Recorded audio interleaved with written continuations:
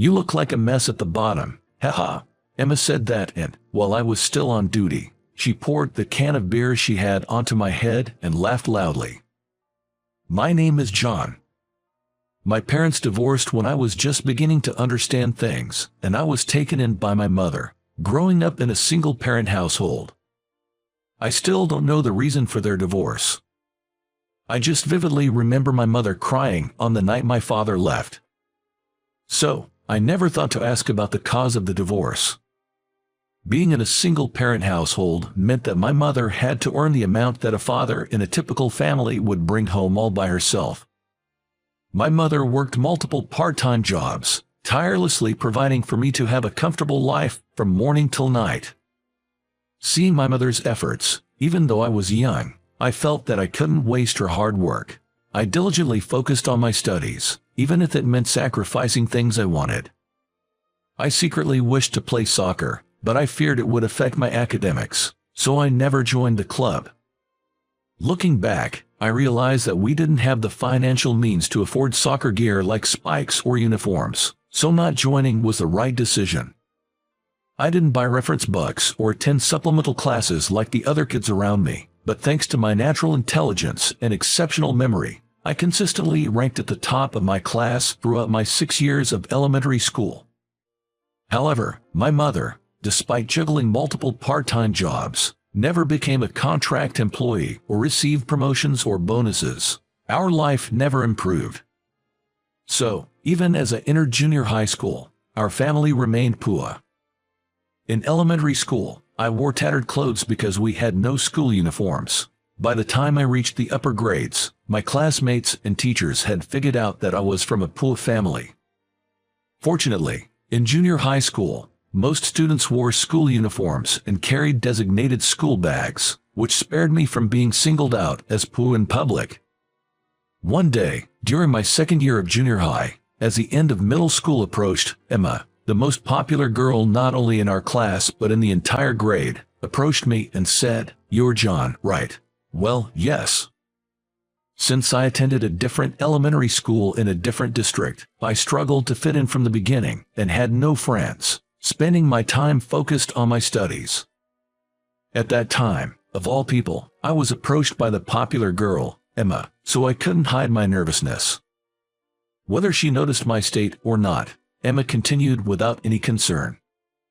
"John, how much do you usually study?" "Well, I arrive at school as soon as it opens, do some preview for the day. Then after school, I review the material before going home, and I keep studying until bedtime. That's the routine."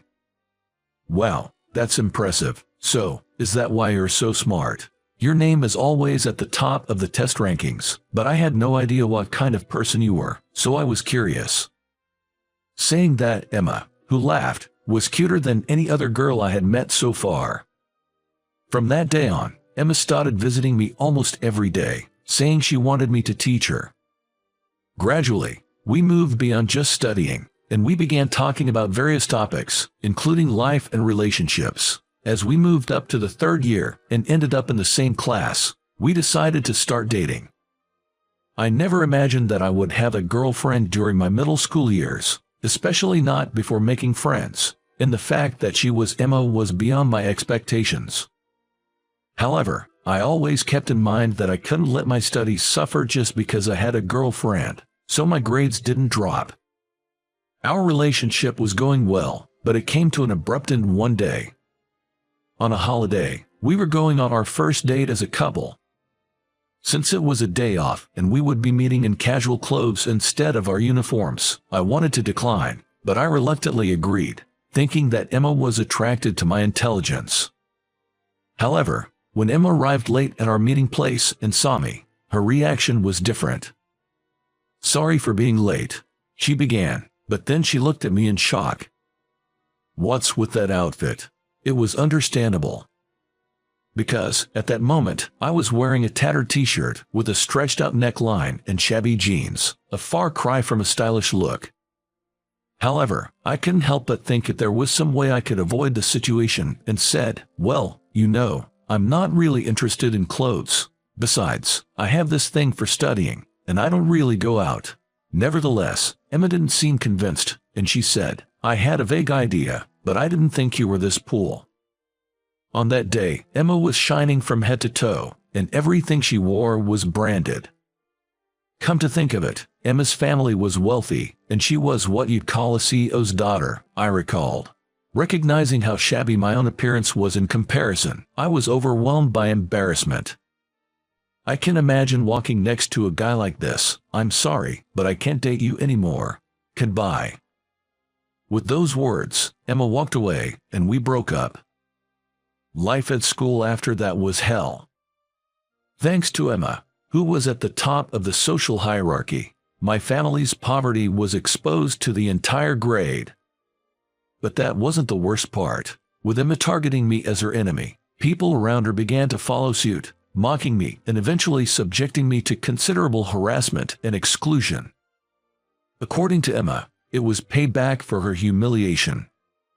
By looking down on me, the top student in the grade, she aimed to elevate herself and maintain her own status. However, I found it terrifying how her act of revenge escalated to involve the entire grade. The harassment I endured was relentless and took various forms, such as Emma opening windows wide, saying, "The air gets bad when John is around," hiding my textbooks and indoor shoes, and mocking me with comments like, "Did you lose them? Well, just buy new ones. Oh, it's sorry, my bad. You can't afford it, can you?" The list of harassment was endless. And it continued until graduation. Despite the challenging circumstances, the reason I kept going to school without giving up was my determination not to waste my mother's efforts. So, I focused even more on my studies, determined to protect my position as the top student, and I maintained that position by a wide margin. So, with that in mind, I occasionally gave myself a pep talk to overcome my fears and somehow managed to graduate. After graduation, while I did have the desire to go to high school and continue my studies, I thought that pushing my mother any further would eventually take a toll on her health. So, I abandoned my desire to study and decided to work as an employee at a hotel. My workplace was a well-known luxury hotel, and thanks to my mother's connection with the hotel's president, I was given the opportunity to work there, despite having only completed middle school. Mr. Smith, the CEO, was an exceptionally capable individual who not only managed this hotel, but also several others. Furthermore, he was incredibly strict. This wasn't because I was still a child with only a middle school education. It was Mr. Smith's management philosophy and the key to his success, as the senior employees explained.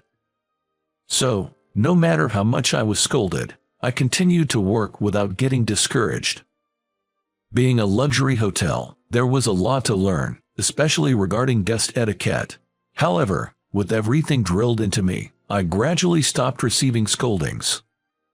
"John sure has a good memory, right, Mr. Smith? If he couldn't handle this much, he wouldn't even be worth considering." No matter how much I grew, Mr. Smith never once praised me.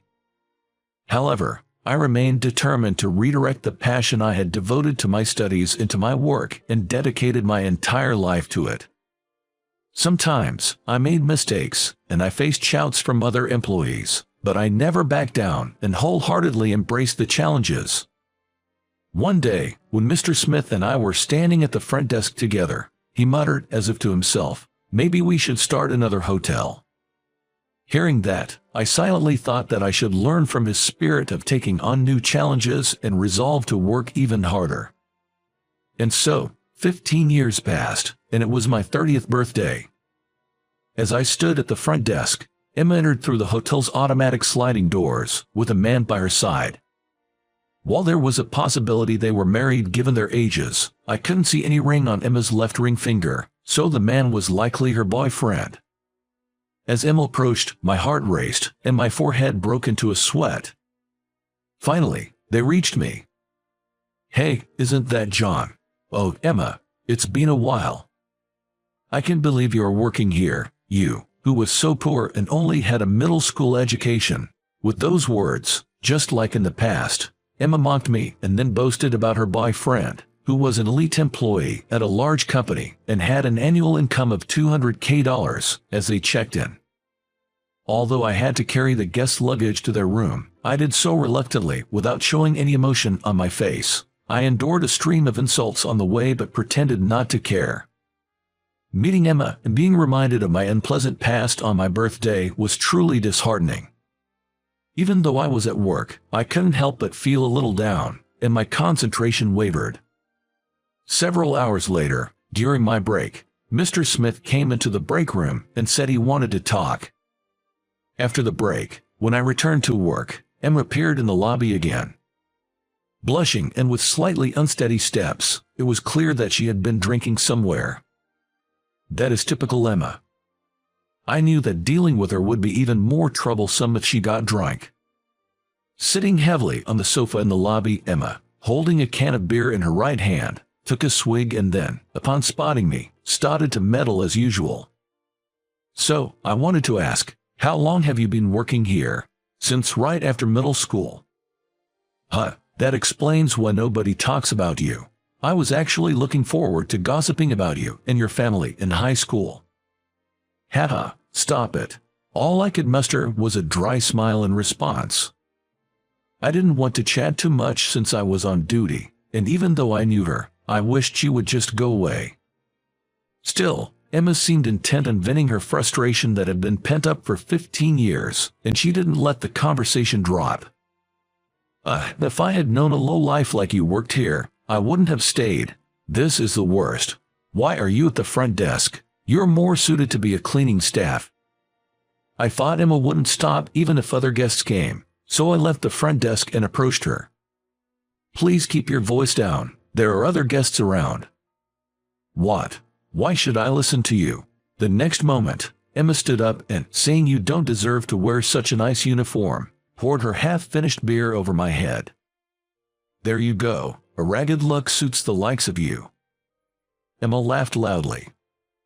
She looked just like a witch. Seeing this, other employees hurried over to me. But I stopped them. "I'm fine." "But you're soaking wet." "Yeah, I'll go change real quick." I glanced at Emma, saying "You've had too much to drink," and left. After changing, I returned to the front desk, and Emma was still sitting on the sofa. That's when her boyfriend came in, excitedly saying, "There's an awesome car parked outside. It's black and looks really slick. Must be custom made." Really, I won't be surprised unless it's a luxury car. My dad has tons of them. They bantered, looking outside through the automatic doors. Then, several men in suits got out of the luxury car. Their suits looked so expensive that I thought some VIP must be staying here, and watched them enter. However, the group in suits headed straight for the front desk. Stopping in front of me, among the 3 employees, they said, "Mr. President, John, we've come to pick you up." Huh? I was initially bewildered, unable to grasp the situation. But there was no one behind me. So, it seemed the words were directed at me. Then Emma came from behind, saying, "What? This guy's the president? Guys, you've got the wrong person. He's just a poor lowlife who barely got a job at this nice hotel because he's doomed to never achieve anything more." The men looked confused at her drunken rant. "Do you know her?" one of them asked me, and I replied, "She's an old middle school classmate, sort of." "Sort of. Don't get cocky just because you were bullied." Just as Emma lunged forward, Mr. Smith appeared behind her, gently holding her shoulder, and said, "Please calm down." "Mr. Smith, what's this all about?" "Actually, I've been keeping a secret until your birthday today. I'm planning to entrust you with the new wing opening next month." I remembered when I first joined the company, Mr. Smith had muttered about starting a new hotel. When the new hotel was confirmed, I admired how amazing he was. I never dreamed he would entrust it to me. I've always been impressed with your work since you joined right out of middle school. Choosing to work at such a young age was normal in my generation, but it took courage for yours. Yet, you made up your mind and have been a great help here. I was tough on you because I wanted you to aim higher. I thought you were capable enough to handle the new project." Mr. Smith then held my hand and said with a kind expression, "I'm counting on you, and happy birthday." I couldn't stop my tears. I felt recognized by Mr. Smith, who had always been strict, and for the first time, I thought all my hard work had paid off. After gently patting my shoulder, Mr. Smith turned to Emma and said, "I hate to break it to you, young lady, but your father's company, the Williams Group, might be facing some tough times ahead." "What? Nonsense. Dad wouldn't mess up. This is so irritating. Let's go." With those bitter words, Emma left with her boyfriend. Later, I was taken out for a meal by Mr. Smith. There, I learned that the Mr. Smith's company had business dealings with the Williams Group. However, the Williams Group was famously involved in tax evasion in the area, and upon learning this, Mr. Smith immediately ceased all transactions. A few days later, I saw in the news that the tax evasion by the Williams Group had been exposed. Emma's father was arrested. Their company went bankrupt, and I heard Emma was left with a significant debt. From what I've been told, she's now wearing ragged clothes and trying her best in various ways. If I see her again, I might treat her to a meal, calling it a continuation of the date we never had. Looking in the mirror, I tightened my tie, gave my cheek a slap, and pumped myself up, thinking, "I'm the president starting today."